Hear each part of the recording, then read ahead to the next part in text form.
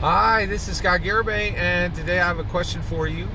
My question to you is what I should do in 2023 with 1 Hour Dungeons and Dragons.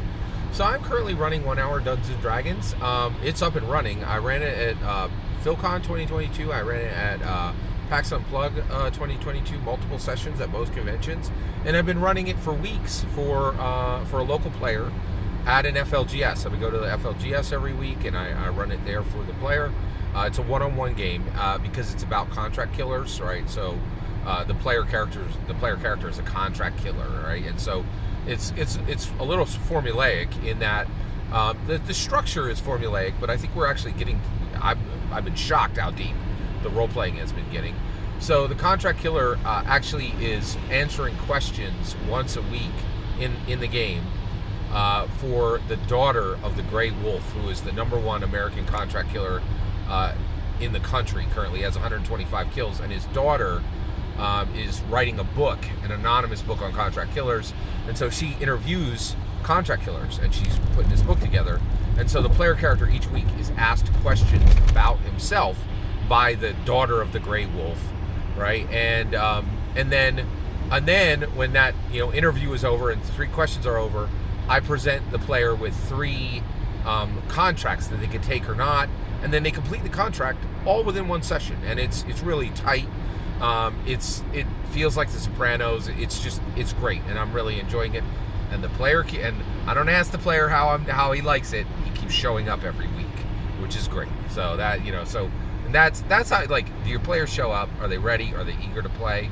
That's how you know your game's working or not, in my humble opinion. Don't be one of these sad sack DMs like, how was my game? It doesn't work. All right, okay. So that's my take. All right. So here's my question to you. So I'm all in on 1 Hour Dungeons and Dragons. So my question is what I should do with it. I don't know what I should do with it. There's 3 paths in my opinion. Okay.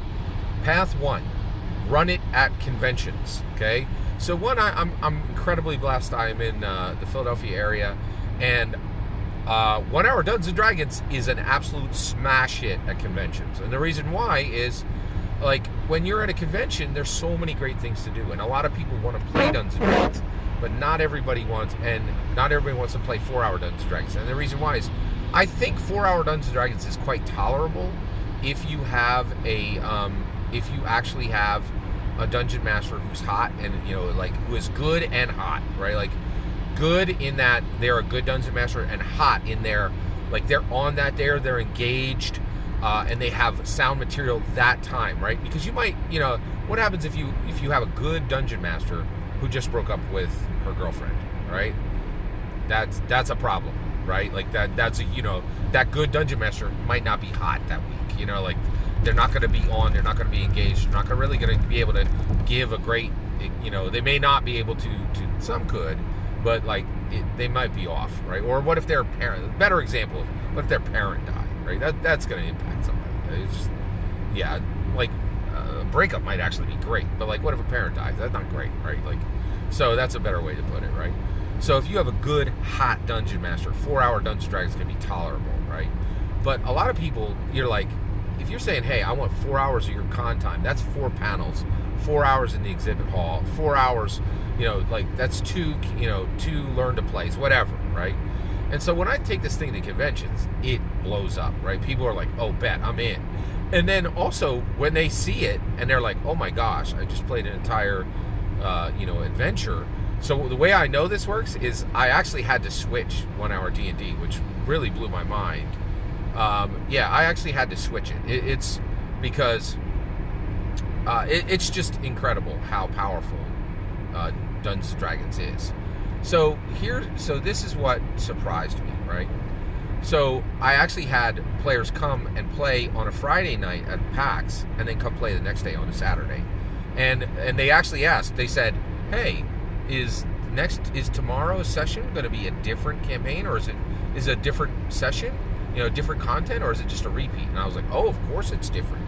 And I was shocked. I did not know anybody would want, because I was like, "Oh yeah," and I literally had to write the adventure that night, so that in case these other 2 players did, and they showed up, right? So do I run this at cons and actually, like, go to a con, and if they have D&D, run it at 10 a.m., run it at 1 a.m., run it at 4 a.m., run it at 7 a.m., and run 4 sessions in a day, right? And then give myself those other 2 hours to go do fun stuff myself. So I think at max, I would run 4 1-hour sessions, because it takes a lot of energy, and I kind of need to recharge, right?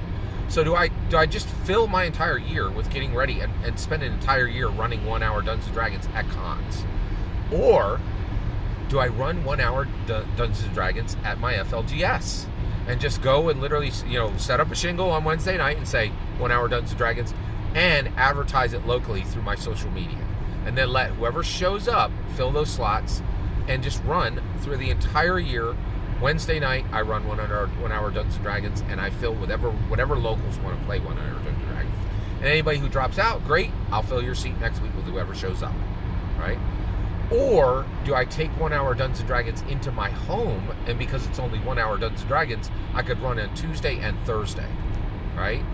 And also I could run Dragonlance Shadow of the Dragon Queen with 1-hour Dungeons & Dragons sessions. So I'll take you through Dragonlance Shadow of the Dragon Queen in 12 sessions, right? 12 1-hour sessions. And you're like, Scott, you can't run Dragonlance Shadow of the Dragon Queen in one session. I absolutely can. Professor Dungeon Master is proof of this. Professor Dungeon Master has reduced the entire Curse of Strahd into like one session. And if it's not him, it's not like some other, a YouTube D&D commentator. So it absolutely can be done. So that's my question: is do I dedicate myself to cons in 2023? Do I dedicate myself to running one? Do I run 1-hour D&D at cons next year? Do I run it at my FLGS next year, or do I run it myself or do I run it at my own home on 2 nights a week, right? So that's my question to you. Please, I'm just asking respectfully, don't do the lame thing and say, do all 3 or do 2, blah, blah, blah, blah. Make a choice, right? Like, that's life, man. Like, if you were one of these people, I'll do both. I'll get a little of the ramen and I'll get some of the cake, Right, so what do I do? And just to be clear, I like to commit, get all in. I don't dibble dabble and do a bunch of nonsense and none of it works because you haven't committed to one thing, right? So, one, if you're capable of answering with one answer out of 3, please do, right? And which one do you think is the most valuable of these paths? I'd love to hear your thoughts. Let me know in the comments below. Please consider liking and subscribing, and have a wonderful millennium.